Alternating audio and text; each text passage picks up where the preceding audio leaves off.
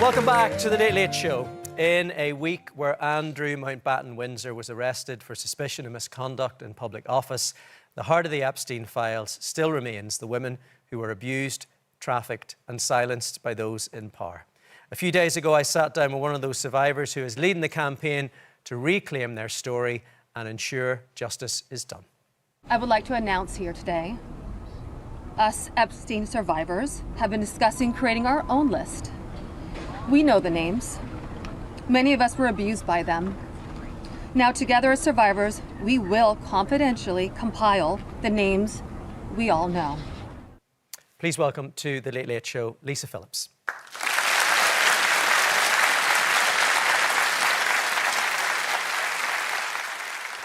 Lisa, so much of this story has focused on Epstein and powerful friends and lists of powerful people, but at the heart of this story are women like you, the victims. When did you first and how did you meet Jeffrey Epstein? Well, thank you for having me.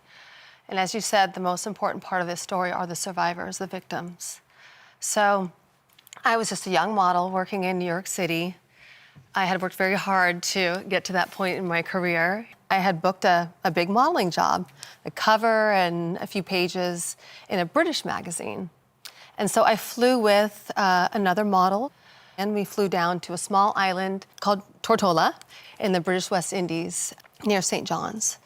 And so from there, we just did a few days of shooting, and then we had a free day. And the other model said to me, you know, I have a friend who lives close by. He owns an island, and he helped me to get my visa to work in the United States. And I'm like, wow, that's pretty cool. And she's like, yeah, you want to go hang out for the day? And so I just said, sure. And when you got to that island, then what did you see? Well, it was a beautiful island, and we just explored that day and, you know, played in the ocean and walked around. And I met two other young girls that were on the island and, you know, hit it off with them and talked to them a bit and played in the pool. And at that time, I noticed there was like an older gentleman in the pool. He was like frolicking, canoodling with one of the other young girls. So just made a note of that. And then from there, we kind of got ready and for dinner. And that night you sat beside Jeffrey Epstein at dinner. Yeah, that's where I met him for the first time. What were your first impressions of him? He was very charming, very intelligent, and very locked in on me in a way that I wasn't used to, you know, with men. Very interested in who I was as a person. Asked me so many questions about my life and how I grew up. And I was pretty well traveled. So, you know, I had a lot to talk about, I guess. And then asked me my goals and aspirations. So I felt kind of like, oh, this is interesting. He didn't pay much attention to the other girls, so I guess it felt pretty good. And then I had told him I grew up in Oxford, England, you know, the first few years of my life. At that moment, the gentleman I know who was at the pool earlier was getting ready to leave, and he was saying goodbye to everyone, and I got to meet him briefly. Jeffrey had said, you know, I'd like for you to meet a prince. And so I just said, oh, nice to meet you. And that man was Andrew Mountbatten Windsor, formerly Prince Andrew. Yes, it was. And this was the older gentleman frolicking in the pool with the younger girl. Yes. Yeah. And so he just said hello, and then he left and didn't see him again. So after the dinner, your evening took a much darker turn, didn't it? Yes. Can you tell us what happened? Well, after dinner, we went back to our quarters where it was already really late at night, so we couldn't take the boat back. I really wish we had, but we got ready for bed, in our PJs and whatever, and we're just talking, and there was a knock at the door, and one of the other young girls from earlier, you know, and she said, Jeffrey's ready for your massage. And so that's when things kind of shifted, firstly. Yeah. We weren't quite sure what she meant by that. Well, I wasn't quite sure what she meant by that. I hadn't done a massage on anybody. And so the other girl was like, well, if Jeffrey said, we have to do it, we have to do it. And I said, well, you go do it. And then I looked at the other girl and she said, well, no, Jeffrey said you have to do it. So I'm like, me? So I went with them over to the massage room, which ended up being his bedroom, and saw him laying down naked. And so we went in and we did an actual massage. But then the massage turned pretty dark, and we were both assaulted that evening.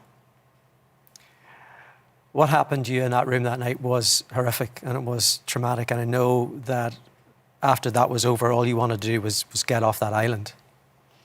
Yeah, but we couldn't. So we ran out of there and we went right back to the room. Stayed up all night, just like waiting for that boat to come, dawn to break, and get out of there. And that's what happened, and I left, and I never went back. You say you never went back, but that is something that you carry with you. You got back home, you had to deal with the trauma and the aftermath of that. How did you do that? I didn't know how to process what happened. I ended up going to a couple rape counseling sessions with groups, and that just didn't work for me because I was just too, I don't know, it was embarrassment or too much shame to even speak it out loud. So I just suppressed it. But during that time, for quite a few months, Jeffrey's secretaries kept calling me profusely over and over and over again to go meet with him. And I kept saying, why is this guy bothering me so much? What is so important? You know, that I need to go meet with him again. I didn't want anything to do with him. But they were relentless and they were trying to pull you back into his orbit and he was trying to pull you back into his world. Why do you think that was? Well, I know now why. Because maybe who I'd seen there and... You think because you saw Andrew on the island? Well, I believe so. Yeah. Yeah, and now that you've been assaulted, you've got to stay in that orbit, you know? I didn't know that then.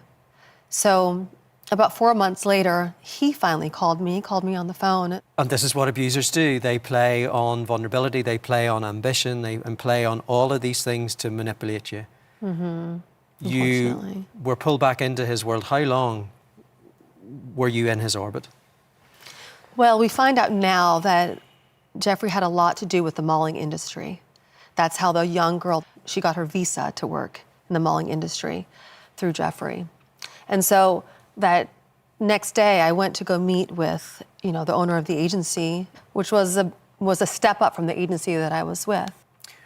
During those years, did the abuse continue? Well, Jeffrey liked his massages, and although he was helping you, it didn't happen every time, but you would go and see him and, you know, he would talk to you, mentor you, and then you would try to escape and leave, and then like, ready for my massage, you know, that kind of like giddy thing, which you always hoped it would just be a massage because he actually did like massages, but then usually it would turn into an assault. So you would just try to avoid seeing him, but it wasn't easy to avoid him. How did you manage to finally untangle yourself from him? Well, this is the worst part, but unfortunately, I had a really close girlfriend who came to me one evening and said, you know, you don't know who Jeffrey is, I need to talk to you. When I was over at Jeffrey's house in the Upper East Side mansion, you know, he forced me to go into a room to have sex with a man. So we started talking about it a little bit and started realizing there's something deeper and darker going on here. But of course, we had no idea what it was like we do today. So, you know, knowing those two things, I just said, I've got to get away from this person, and kind of just went to him one day and I asked him, you know, like, what's going on? Which was the wrong thing to do. It wasn't good. It didn't turn out good. All of a sudden, I'm kind of exposing him in a way, and he didn't like that. So I kind of packed up my bags and I moved away across the country. I'm just thinking, you're trying to get on with your life. You're trying to be a good mother, and then the news comes that this man is dead. How did that hit you? This was 15 years later now. So I saw the news right on the TV screen that Jeffrey Epstein had died in prison.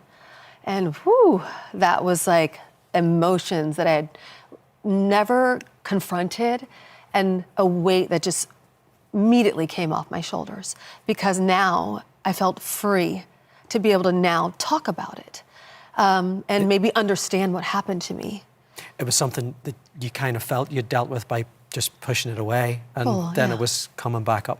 Well, most people just suppress things like that and act like it didn't even happen. But when he died and I saw it, I knew something in me said, I need to figure out what was going on, because those years were so confusing to me. And I knew many, many girls that were involved. And I knew they were abused. And I saw the grasp he had on them, the grooming that he did, and the things they got out of it. But I could see in their face the sadness when you're abused, you know, and I had it too. I know this is tough, but the fact that you are speaking out and you are taking a stand, there are so many people that are behind you, Lisa, and there's so many people that are on your side. There are millions of documents that have now been released. There's all of these powerful people that are being named. You mentioned Andrew Mountbatten Windsor. Of course, he says he's innocent, but by taking a stand, you want to hold these people to account. Yeah, and I get emotional just because it's never about me. It's never been about me. I have and know hundreds of girls that were abused in the same way I was. And then when I found out about the underage girls in Florida that are now my survivor sisters, this is where I was like, screw this. I have got to say something. Who's gonna say something? And I felt, I don't know where this power came from, but on Capitol Hill, I was like, I have to say something about this. I wanna take the power away from those people who think that they can abuse 1,200 or more girls and get away with it. So I said, oh, you think you have the list? Oh, we can form our own list. You know, and that was a powerful moment for me, and just to say, I'm gonna take my power back. And whoever is watching, survivors out there, you come forward and you start talking to us, you know, because there's power in numbers.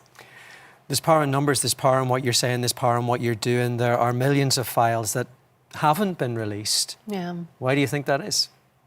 Well, as you've seen from the files that have been released, it's pretty dark and disturbing, and there's a lot of big names involved. And they have also redacted so many of the people that, and things that we should know. And you know who many of those names are? A lot of the survivors know who the names are. And some are a surprise to people too as well. And that I've always said it's not just in the United States, it's a global human trafficking ring. And there are many powerful people, government officials, financial institutions, universities, modeling industry, entertainment industry. There are so many people that are involved, which is why it's a big mess. You're saying there that this is, of course, an international story. It was revealed in the documents. There was an alleged victim who said that she was trafficked through Ireland and abused. Yeah. Epstein's plane landed in Ireland several times. Do you think it's possible that abuse took place here in Ireland? Well, what I do know is, from talking to many survivors, is Jeffrey didn't fly without a harem of girls. We asked the Taoiseach's office if they had any plans to have an independent inquiry into the alleged victim who reported being trafficked through Ireland. And the office of the Taoiseach said, our thoughts go out to anyone who suffered at the hands of Jeffrey Epstein or any of his associates. We would urge anyone with any information about allegations contained in the Epstein files to contact the police. Would that reassure you in any way? Well, my motivation for being here is that brave young girl, you know, who spoke out. She contacted the FBI.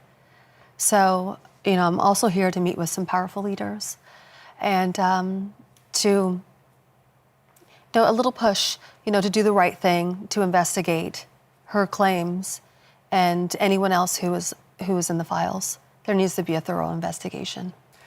Listening to you tonight, Lisa, what would justice look like for you? Well, I've always said transparency and accountability. But for me, justice really is, at this point, is just exposing. Exposing who's in the files, all the names, and also who enabled. The enablers are really the people who allow this to continue. You know, sitting here listening to you, and this is a story that everybody reads every day, and they think it is just a story of power. And seeing how difficult this is for you tonight, I just want to say thank you so much for coming here, and on behalf of so many other people who are watching here tonight in Ireland, thank you for your story. Whenever we said that you were coming on the show, we'd also like you to know this, that Rape Crisis Centre in Ireland, they said that they were sending a message to say that we are grateful to you, Lisa, and to the other survivors. To anyone who has not yet been able to speak out about what happened, we see you, we believe you, and when you're ready to talk, we are here to listen and support you. Lisa, thank you so I can't much. thank you enough for coming and sharing your story tonight. Lisa Phillips, thank you. Thank you. Thank you very much. Thank you.